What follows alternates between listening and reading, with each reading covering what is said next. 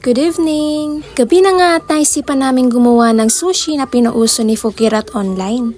Heto nga yung mga kakailanganin natin para magawa natin yung sushi. Siyempre, kailangan natin ng kanin, tuna, paminta, mayonnaise, cheese whiz, tsaka ng nori. At syempre, lalagyan din natin yan ng mga pampalasa kagaya ng asin at paminta. Pwede nyo nga ring lagyan ng sili kung gusto ninyo ay may sipa ang sushi na gagawin ninyo. Bale, nilalagay ko na nga yung mayonnaise dito sa kanin. Wow! At ngayon naman ay susunod natin ng cheese whiz.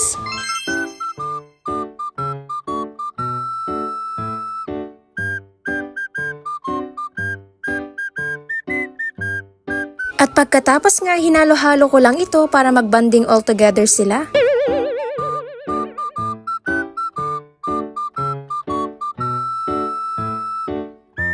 At dito nga nilagyan ko na siya ng pampalasa kagaya ng